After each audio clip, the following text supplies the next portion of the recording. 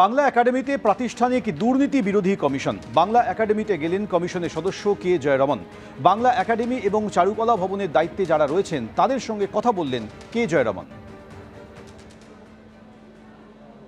প্রাতিষ্ঠানিক দুর্নীতি সংক্রান্ত যে কমিশন রাজ্য সরকার তৈরি করেছেন তার সদস্যরা এদিন পশ্চিমবঙ্গ বাংলা একাডেমিতে এসছেন। আমরা দেখতে পাচ্ছি যে কে জয়রমন তিনি এদিন এসছেন পশ্চিমবঙ্গ বাংলা একাডেমিতে, তিনি এসছেন। আমরা দেখতে পাচ্ছি এখানে পুরো বিষয় তিনি ঘুরে দেখছেন।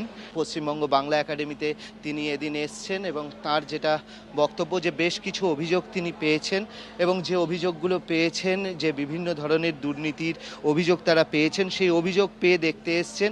সবাইকেই কার কী ভূমিকা ছিল সেটা তারা খতিয়ে দেখবেন। প্রাতিষ্ঠানিক দুর্নীতি সংক্রান্ত যে কমিশন করা হয়েছে, যার দায়িত্বে রয়েছেন প্রাক্তন বিচারপতি বিশ্বজিৎ বসু, সেই কমিটিতেই রয়েছেন কিন্তু কে জয়রমন আইপিএস এবং তিনি রয়েছেন। তো স্বাভাবিকভাবে তাদের এই কমিটি এদিনকে এসছে বাংলা একাডেমিতে এবং এসে পুরো বিষয়টি তারা তদন্ত করে দেখছেন। ক্যামেরায় দীপ্ত চক্রবর্তীর সঙ্গে অর্ণব মুখোপাধ্যায়, এবিপি আনন্দ, কলকাতা। আমরা একটা এনকোয়ারি করছি, তো মানে বাংলা একাডেমি আর আমাদের চারুকলা পরিষদ এগুলো নিয়ে আমাদের অ্যাকচুয়ালি ইনফরমেশন কালচারাল অ্যাফেয়ার্স ডিপার্টমেন্টের কিছু কমপ্লেন্টস আমাদের কাছে কমিশনে জমা পড়েছে। সেই জন্য কমিশন পক্ষ থেকে আমরা এসছি এগুলোকে এনকোয়ারি করে কি হয়েছে সেটা দেখার জন্য। মানে কোন কোন জায়গায় আপনারা যাবেন কিছু ঠিক হয়েছে? এটা বাংলা একাডেমি আর চারুকলা পরিষদ এই দুটোই আমরা এখন দেখছি, বাট এটা ইনফরমেশন অ্যান্ড কালচারাল অ্যাফেয়ার্স ডিপার্টমেন্টের আন্ডারে যতগুলো এখানে আছে ও সবকটাই আমাদের নজরে আছে। প্রাক্তন মন্ত্রীদের কোনো ঘর যেগুলো রয়েছে সেগুলো কিছু দেখার বিষয়? সব কিছু আমরা দেখব। ওকে, তো সবাইদের কি রোল আছে, কোনো গাফিলতি হয়েছে কি না, কীভাবে হয়েছে সেটা দেখারই আমাদের দায়িত্ব। তো কাউকে কোনো স্পেয়ার করা হবে না, যে কোনো লোক ইনভলভ থাকলে হবে। বলা হচ্ছে যে মানে প্রত্যেকটা ফাংশন যেগুলো করা হয়েছে সেগুলোতে দুর্নীতি হয়েছে করে, সেটাই আমরা দেখছি। ইন্দ্রনীল সেনের নামের অভিযোগ করেছে মন্ত্রী। ইমিডিয়েটলি কারো নাম আমি বলতে পারবো না, আমরা তদন্ত করছি। 20 জন এনসিপিআই সাংসদকে বরখাস্ত করার দাবিতে লোকসভা স্পিকার ওম বিড়লার কাছে কালীঘাট তৃণমূল। এই সাংসদদের বরখাস্ত করার দাবিতে যে আবেদন জানানো হয়েছিল তার কি হলো? লোকসভা স্পিকারের কাছে গিয়ে প্রশ্ন অভিষেক বন্দ্যোপাধ্যায়। লোকসভা স্পিকার স্পষ্ট করে কিছু বলছেন না, 3 মাস পেরিয়ে গেলে সুপ্রিম কোর্টে যাব, বৈঠকের পর জানালেন সাংসদ অভিষেক বন্দ্যোপাধ্যায়। ওনার কাছে তো কোনো সদুত্তর নেই, উনি কিছু বলতে পারেননি। উনি বলেছেন নেক্সট সেশনের আগে আমি এগুলো করে দেবো। আমি বললাম এই সেশন তো দেখতে দেখতে হয়ে গেল, আমরা তো এসছি জুলাই মাসের 22-23 তারিখ, আজকে প্রায় আগস্ট মাসের 12 তারিখ, 20 দিন ধরে তো আপনি কিছুই করলেন। ওনার কাছে কোনো সদুত্তর নেই। আপনি হয় তাদেরকে এনসিপিআই রেকগনিশন দিয়ে দিন, আপনি রেকগনিশনও দিচ্ছেন না। আপনি রেকগনিশন দিলে তৃণমূল পার্টি বা তৃণমূল কংগ্রেস অফিসিয়ালি এটা চ্যালেঞ্জ করে হাইকোর্ট সুপ্রিম কোর্ট যেতে পারে। আপনি রেকগনিশন দিচ্ছেন না, আর আপনি আমাদের টাইম থেকে কেটে তাদের বলবার সুযোগ করে দিচ্ছেন। তারা যখন বক্তব্য রাখছে তাদের নামের পিছনে পাশে লেখা আছে all India Trinamool Congress. 10 schedule যদি আপনি দেখেন তাহলে ডিসকোয়ালিফিকেশন ছাড়া আর তো কোনো উপায় নেই। তো আমরা এটা জুন মাসেও যখন ডিসকোয়ালিফিকেশন পিটিশন ইন্ডিভিজুয়ালি 20টা মুভ করা হয়েছিল তখনও স্পিকারকে বলেছিলাম। আজকে প্রায় 2 মাস হয়ে গেল, কোনো সদুত্তর নেই। আজকেও একই কথা বলেছি এবং সুপ্রিম কোর্টের একটা অর্ডার আছে যে 3 মাসের মধ্যে স্পিকারকে বিবেচনা করতে হবে। স্পিকার যদি বিবেচনা না করে তখন সুপ্রিম কোর্টের হস্তক্ষেপ আমরা দাবি করব। সংসদ ভবনের যে কার্যক্রম সেটা সম্পূর্ণভাবে মাননীয় অধ্যক্ষের হাতে। তার কাছে রীতি মেনে যে আমাদের 10 নম্বর ধারা মেনে 2/3 সাংসদ, যেটা আপনি বলছেন কালীঘাট তৃণমূল, সেরকম বলে কিছু আছে বলে আমার জানা নেই। যাই হোক, 2/3 সাংসদ তারা ওই দলটাকে পরিত্যাগ করে নতুন দলে আসবে বলে অধ্যক্ষর অনুমতি নিয়ে লিখিতভাবে আমরা বসেছি। সেখানে যদি কেউ মনে করেন যে তিনি প্রতিবাদ করবেন, প্রতিবাদ করাটা তার অধিকার, প্রতিবাদ তিনি করতে পারেন, কিন্তু ফলপ্রসূ হবে না।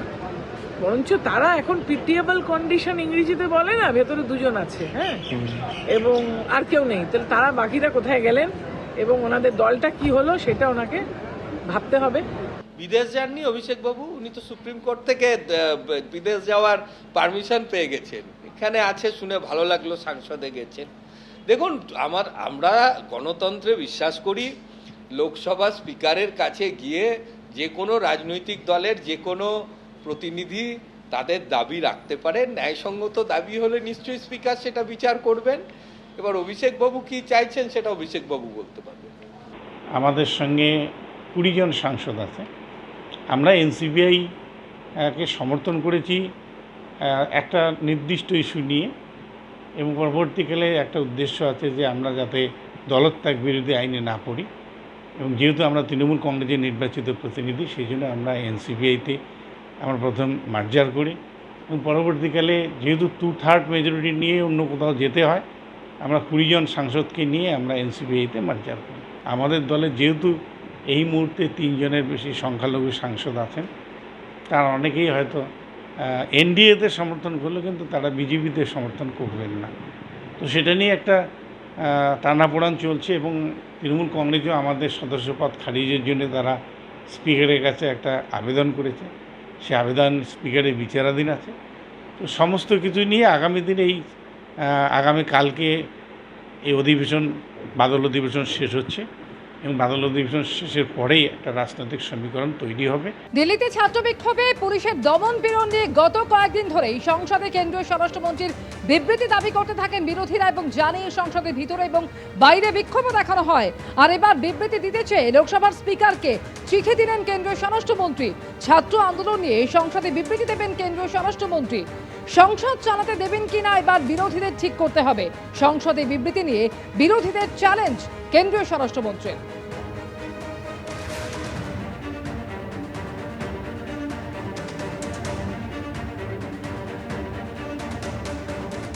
देखिए, सबसे पहले तो लापता, भाग गए, इस प्रकार की भाषा भारत की सार्वजनिक जीवन में और संसदीय जीवन में अभी अभी सुनाई पड़ती है। जब से संसद सत्र शुरू हुआ तब से लगातार मैं संसद में आता हूं, मेरी चैम्बर में बैठा हूं। चूंकि संसद भवन के अंदर विपक्ष संसद को चलने ही नहीं दे रहा है दोनों गृहों में, तो कोई जाकर क्या करेगा। जहां तक चर्चा का सवाल है, सरकार की ओर से किरण रिजिजू जी ने, जो हमारे पार्लियामेंट्री अफेयर्स मिनिस्टर है, उन्होंने बहुत स्पष्ट कर दिया कि जो नीट आंदोलन के छात्र प्रदर्शन पर सभी प्रकार की चर्चा करने के लिए सरकार तैयार है, और चर्चा के लिए समय सुनिश्चित किया जाए और विपक्ष तैयार हो जाए। पहले तो ये यही मांग कर रहे थे, हमने हाँ बोल दिया।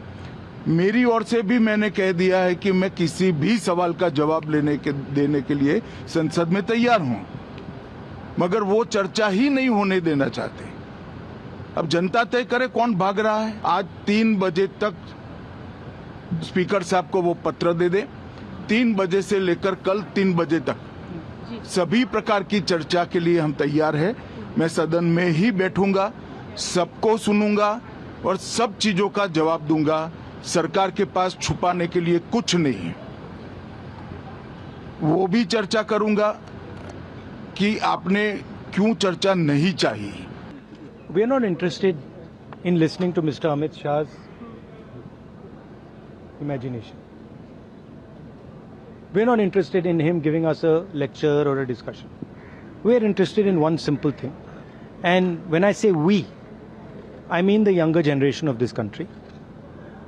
Who shot those students?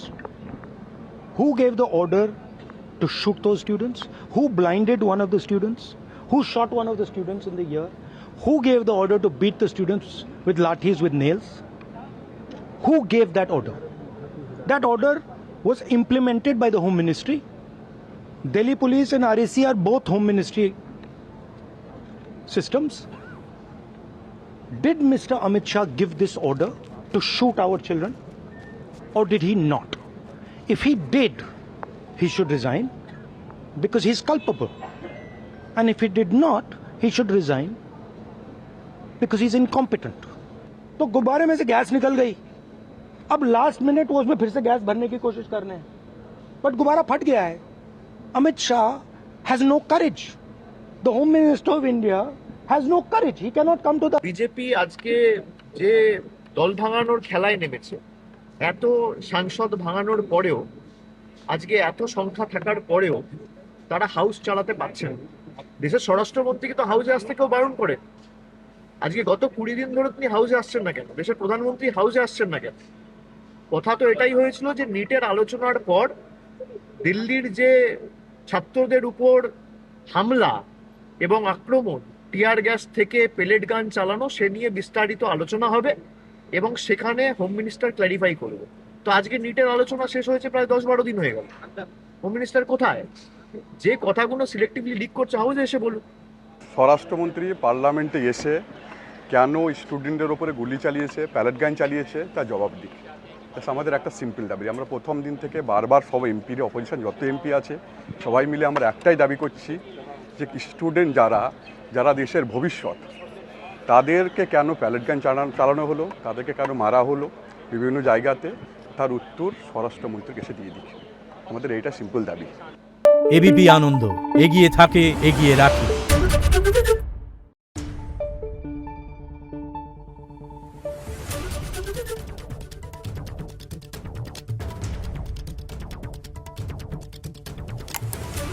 Thank you.